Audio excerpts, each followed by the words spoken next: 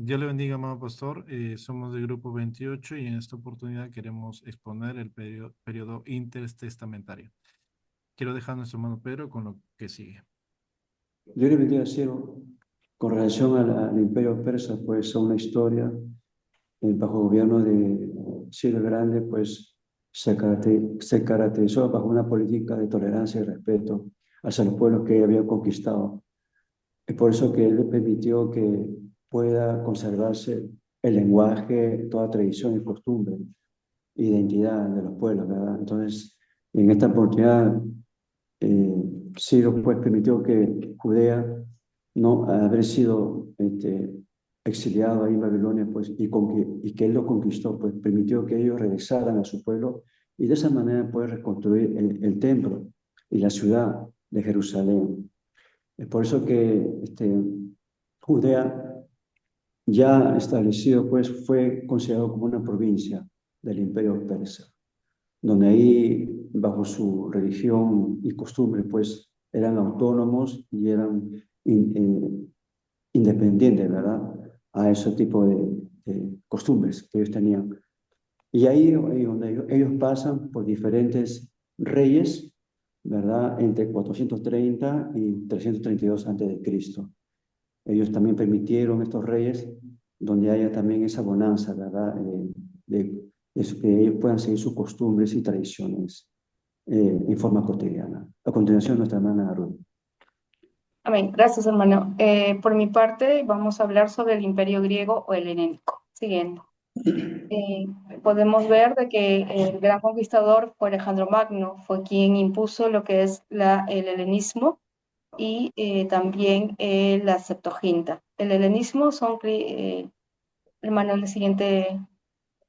Ok, el helenismo prácticamente es lo que fundó la nueva, la nueva cultura griega, el idioma griego sobre todo, que es lo que produjo que se hiciera la Septuaginta, que prácticamente es la traducción de la Biblia en griego. Esto ayudó bastante a la cristiandad porque los nuevos judíos que hablaban en el idioma griego pudieron entender o pudieron escuchar la palabra de Dios y entender también la Biblia. Ellos pudieron escudriñar.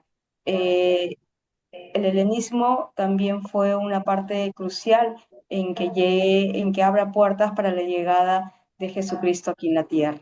Siguiente lámina, por favor. Esto produjo también disputas entre los sectores tanto conservadores y los que aceptaban el cambio cultural, filosófico que imponía, que imponía Grecia. Siguiente lámina. Sin embargo, al traducir, siguiente lámina, sin embargo, luego de la muerte de Alejandro Magno, surge Antíoco IV Epifanes, que fue el que profanó el templo de Jerusalén y provocó la revuelta de los macabeos. Ellos prácticamente se rebelaron porque este hombre profanó el templo de Dios. Esto es por mi parte. Doy pase al hermano Miguel. Dios le bendiga a todos. Me ha tocado tocar la parte de los macabeos y el primer punto, la independencia de los macabeos, ¿no? Comienza ya que fue gobernado en ese tiempo el Antioquía Epifanes y este hombre pues fue un enemigo así muy fuerte, tanto así que odiaba a los judíos y tanto así profanó y hizo un sacrificio en el altar, en el templo, sacrificó un cerdo, ¿no? Y pues al ocasionar todo esto, empieza a levantarse una familia, la familia de los asmoneos, que eran descendientes de la familia de Joratit y antepasado de los macabeos. Entonces ellos esta familia, dentro de ellos, pasamos a la segunda sección, la parte, la revuelta, es donde se origina un hombre llamado Matatías, un sacerdote, y este hombre es el que empieza a pelear, a defender al pueblo ya de tanta opresión que había, y este hombre empieza a gobernar con sus 5 hijos, que empiezan a pelear, eso fue como algo histórico para aquel tiempo. Empezaron a gobernar y todos ellos empezaron. Tanto así que él tiene que dejarle el mando a uno de sus hijos, pasarle a uno de sus hijos, porque ya que sus hijos fueron 5, y uno de ellos, pues Judá, es el que empieza a gobernar y su hijo Jonatán también. Pero llega un momento que también murió este hombre llamado Macabeo, ¿no? El sacerdote Matías muere en el año 67 o 67 antes de Cristo, muere, y es ahí donde él deja a cargo a sus hijos, a su hijo. Luego de eso, pues se levanta un imperio romano a través de un hombre llamado, ¿no? Porque un hombre político, un hombre malo que es el Herodes el Grande, es uno de los hijos de Herodes el Grande, empezó. Y entonces pasó todo eso. Hasta aquí mi parte, dejo con ustedes a nuestro hermano Juan Carlos. El Imperio Romano. El Imperio Romano empezó en el año, bueno, el Imperio Romano conquistó Palestina en el año 63, invadió Jerusalén, tomó a la fuerza el templo de Jerusalén y mató a varios judíos. Encontramos también al general, el emperador general Pompeyo el Grande, y que puso también a Herodes el Grande para que pueda cobrar impuestos y controlar a los judíos. La influencia helenística o la influencia griega. Alejandro el Grande decía, un idioma y un solo mundo.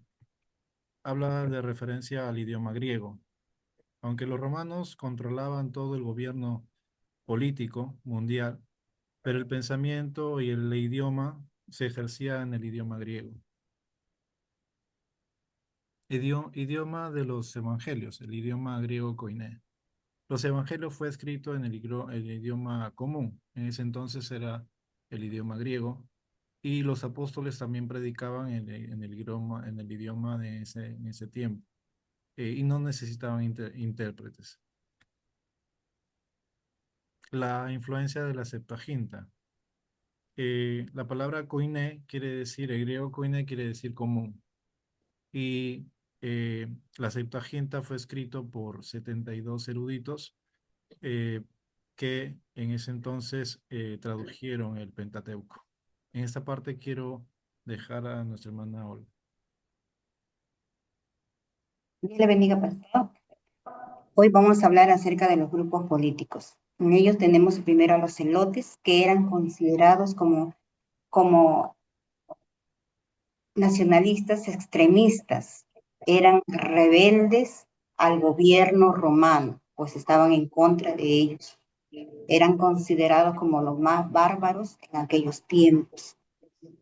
Los celotes creían que al pagar impuesto a los romanos, ¿no? Era traicionar a Dios, pues consideraban a Dios como el único rey de los judíos, ¿no? Ellos esperaban a un caudillo y no esperaban al Mesías. Tenemos también a los herodianos, considerados estos que venían de la familia de los Herodes, emperadores anteriores, ¿no? Estos muchas veces confabulaban con los fariseos para poder tener un mejor tránsito en la tierra de los judíos. Ellos más tenían el querer poder enriquecerse, ¿no? Y también tenemos a los publicanos, que eran considerados como los peores, pues eran judíos que trabajaban para el gobierno romano, ¿no? Estos estaban encargados de cobrar los impuestos y a los romanos no les interesaban qué métodos ellos usaban, con tal de que les pagaran sus impuestos a ellos. Y muchas veces estos aprovechaban y utilizaban métodos injustamente contra el pueblo.